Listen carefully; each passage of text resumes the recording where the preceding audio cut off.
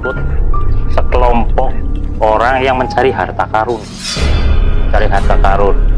Nah, dia juga menceritakan metodenya seperti apa kok bisa, kenapa adiknya itu dibawa.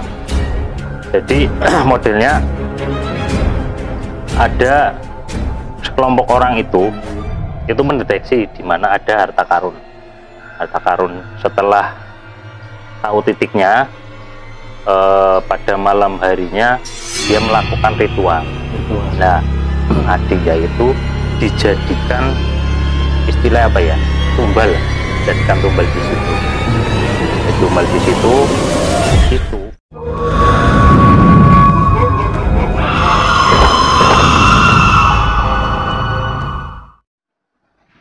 Assalamualaikum warahmatullahi wabarakatuh.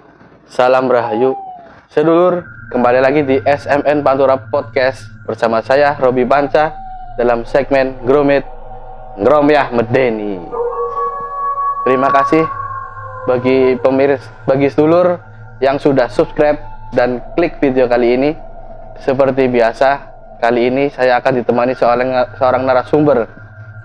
Narasumber kali ini sudah beberapa kali menceritakan kisah medeninya di sini. Oke, langsung saja kita sapa narasumber kita kali ini, Mas Guntur Saketi. Mas Guntur Saketi, apa kabar? Baik. Selamat malam sedulur Romet dimanapun Anda berada. Sebentar Mas Guntur Saketi, gimana? Kali ini kisah Gromit kali ini temanya tentang apa ini, Mas? Temanya ini tentang pencari harta karun. Pencari harta karun dengan tumbal perawan. Oke. Kelihatannya cukup medeni kisah kali ini, pemirsa. Oke, pemirsa, jangan lupa subscribe, like, comment, and share video ini. Mari kita saksikan Gromit kali ini. Silahkan Mas Guntur diceritakan kisah medeninya. Ya, terima kasih sedulur-sedulur Ngromit dimanapun Anda berada. Kali ini saya mau menceritakan pengalaman tentang tumbal perawan untuk mencari harta karun. Jadi ini pengalaman teman saya, tapi memang saya ikut di dalamnya. Cuman itu kan teman saya ini kan laki-laki. Dia itu punya adik perempuan, kebetulan sudah beranjak dewasa, udah kuliah. Kira-kira kapan ini kejadian ini, Mas? Kejadiannya sekitar tahun 2000-an lah. 2000 ya. Sudah masuk milenial itu, Cuman memang ada kelompok-kelompok yang memang setiap itu mencari harta karun. Kelompok-kelompok biasanya orang-orang pinter lah. Orang-orang pinter yang ada perkumpulannya, Mas? Ada perkumpulannya itu. Jadi itu teman saya awalnya itu cerita kepada saya bahwa adiknya itu hilang. Entah kemana, cuman bisa komunikasi, cuman nggak tahu kenapa adiknya tidak mau menunjukkan di mana lokasinya. Dia mengatakan bahwa saya aman di sini. Itu komunikasinya melalui apa itu, Mas? Masih melalui SMS dulu. Oh, pakai itu ya? BBM lah waktu itu. HP. Masih pakai HP komunikasi. Karena teman saya ini khawatir katanya ikut sekelompok orang yang mencari harta karun, ceritanya seperti itu. Kemudian tapi dikorek lebih dalam, teman adik saya itu nggak mau cerita. Akhirnya teman saya itu mencari orang pinter untuk mencari informasi lah. Ada beberapa orang pinter yang kami datangi. Yang pertama itu adalah di suatu tempat ngobrol soal itu, kemudian orang pinter itu modelnya itu kayak orang kesurupan itulah. Orang pinter itu jadi cari taunya dengan metode kayak orang kesurupan, cuman dia itu apa ya sih, sesajennya itu air putih, cuman air putih, Mas. Iya, jadi minum terus itu orang pinternya itu. Tapi setelah lama ya komunikasi saya sama duonya di mana dan lokasinya, ternyata nggak bisa tembus. Katanya nggak bisa tembus, nggak bisa masuk ke dalam lingkaran kelompok itu. Kemudian setelah itu karena belum dapat informasi yang jelas dan lengkap, akhirnya saya ke orang pintar lainnya yang dianggap lebih mampu lah. Nah, kemudian setelah ke situ ya masih simpang siur, belum ada kepastian lah di mana tempatnya, lokasinya, dan prakteknya apa. Itu juga belum paham. Karena kita mencari orang lagi, mencari informasi ke sana kemari untuk mencari orang pinter yang kira-kira mampu. Akhirnya dapat itu. Beberapa orang pinter itu, Mas? Iya, setelah beberapa orang pinter akhirnya dapat orang yang dirasa mampu lah. Tapi memang lokasinya jauh, harus melewati kayak pegunungan gitu. Jadi tempatnya kayak di lereng gunung. Iya. Lereng gunung. Kemudian setelah di situ ngobrol-ngobrol, ya orang pintar santai, ngobrol-ngobrol biasa. Kemudian dia menceritakan bahwa anak ini, adiknya teman saya itu, ikut sekelompok orang yang mencari harta karun. Nah, dia juga menceritakan metodenya seperti apa kok bisa, kenapa adiknya itu dibawa. Jadi modelnya ada sekelompok orang itu mendeteksi di mana ada harta karun. Setelah tahu titiknya, pada malam harinya dia melakukan ritual. Nah, adiknya itu dijadikan istilah apa ya, tumbal, dijadikan tumbal di situ. Jadi tumbal di situ itu fungsinya untuk menarik jin yang menunggu harta karun itu keluar. Nah, itu berarti harus perempuan itu ya, Mas? Ya, syaratnya katanya harus perempuan dan perawan. Tuh, syaratnya itu. Nah, informasi itu kan akhirnya setelah mendapat informasi itu, nah teman saya kan khawatir, duh jangan-jangan nanti benar-benar dijadikan tumbal untuk makan jin itu, gitu loh.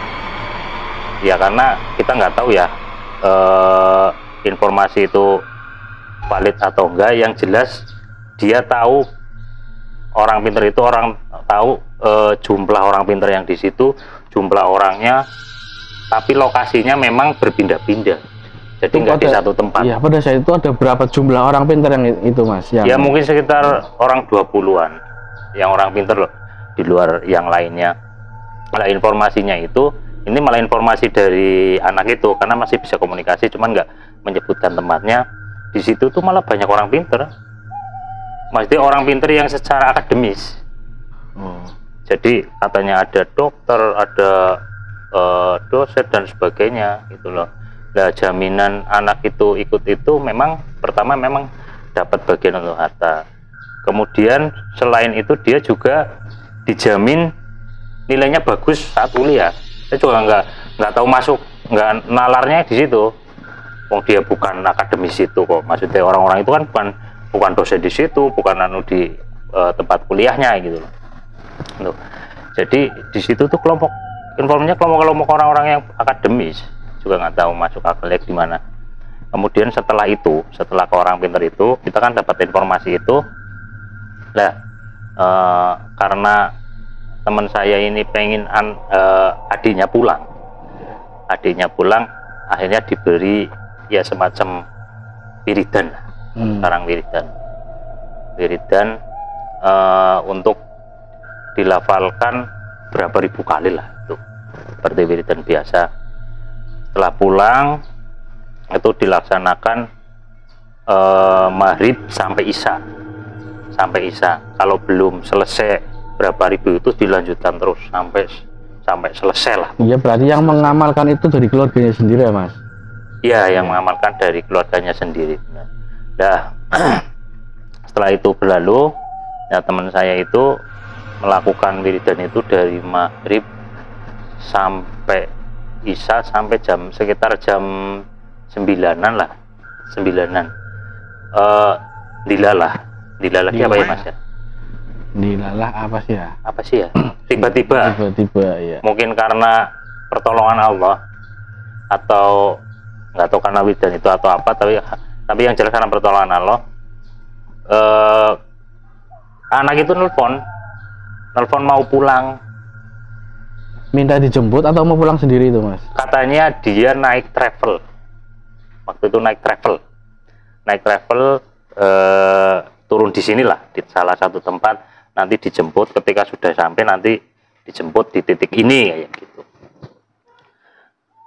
Lah setelah sekitar jam berapa ya, jam 11 jam 12-an itulah saya dapat cerita dari teman saya itu, kemudian jemput di titik itu ya ketemu adiknya, akhirnya adiknya pulang. Berarti itu si adiknya ini udah berapa lama Mas itu meninggalkan rumah itu Mas? Itu sudah sekitar sebulanan.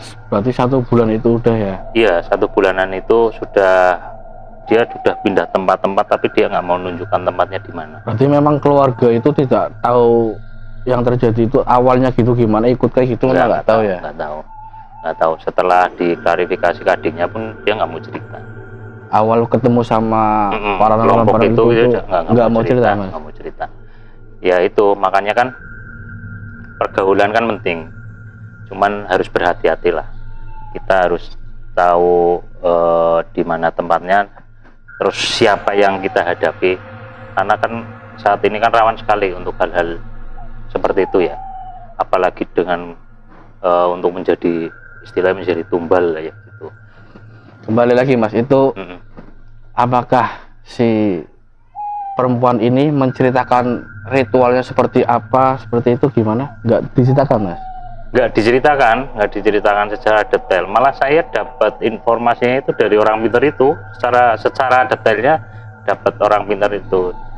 Jadi mereka itu memang kelompok nyari titik ada harta karun, kemudian setelah ada ritual nanti perempuan, mungkin ada beberapa perempuan, saya nggak begitu paham, itu duduk di situ, istilahnya sebagai pemancing jin itu untuk keluar, yang jaga harta karun itu ya. Karena informasinya itu kalau harta yang terpendam di tanah sudah lebih dari berapa tahun lah, itu memang kodrate katanya, ada penunggunya itu ya. Iya, ditungguin jin itu. Makanya mungkin itu salah satu syarat biar jin itu keluar. Nanti orang-orang pintar itu ngambilin. Iya, harus ada pemancingnya, perawan itu ya Mas? Iya. Itu kabarnya ada apa, perawan yang lain nggak Mas selain perempuan itu? Ya informasinya sih ada, cuman nggak tahu detailnya ada berapa orang dan sebagainya. Tapi dia cerita bahwa itu di situ katanya ada yang profesi dokter, ada yang profesi lainnya dan sebagainya, yang orang-orang memang secara akademis rasional gitulah. Nah itu Mas, yang baru sekali itu ikut ya apa perkumpulan itu, apa udah memang sebelumnya baru sekali itu katanya. Nah sekali itu berhasil apa enggak Mas, tuh harta karunnya terangkat terus dia dapat apa itu? Ya karena mungkin pertolongan Allah dan itu pulang, akhirnya nggak dapat. Mungkin jemput paksa mungkin ya. Ya mungkin secara gaib disebut paksa ya. Tapi kan memang itu kan, mohon maaf ya, saya nggak tahu secara persis. Tapi sejauh yang saya tahu, praktek-praktek seperti itu tuh nggak pernah ada hasilnya. Sejauh pengetahuan saya ya. Tapi nggak tahu, mungkin ada yang berhasil, ada yang enggak, saya juga nggak tahu. Tapi sepengetahuan saya itu nggak ada yang berhasil seperti itu. Tuh loh. Makanya kan ini saya nggak tahu sekarang masih ada yang seperti itu mencari harta karun. Kalau yang ramai kan mencari harta karun Soekarno gitu kan, kayak gitu. Mungkin metodenya seperti itulah, jangan cara-cara ritual untuk ngangkat harta karun itu tuh. Tapi informasi dari teman saya itu pun sampai sekarang ya nggak dapat apa-apa. Nah itu setelah sampai ke rumah itu, perempuan itu apakah ada kejanggalan lain gitu Mas? Apa ya, normal seperti biasa? Normal seperti biasa normal. Berarti nggak pernah ada gangguan-gangguan dari yang ritual itu tadi? Tapi memang karena itu sudah masuk lingkaran itu, jadi kayak dipantau terus, anak ini dipantau terus, saya dipantau terus itu loh. Sama keluarganya ya dipantau apa gimana? Sama orang kelompoknya itu. Kelompok yang tadi Iya, itu. kelompok itu yang tadi. Mungkin juga secara kita tidak tahu ya, keluarga tidak tahu, ditawarin lagi juga bisa. Loh kan karena masih bepergian kemana-mana sih, nggak dianu. Tapi memang udah nggak pernah ikut lagi. Iya, karena waktu itu karena orang tua juga memberikan nasihat dan sebagainya, memberikan wejangan kepada anak itu, akhirnya kayaknya nggak mau ikut situ lagi.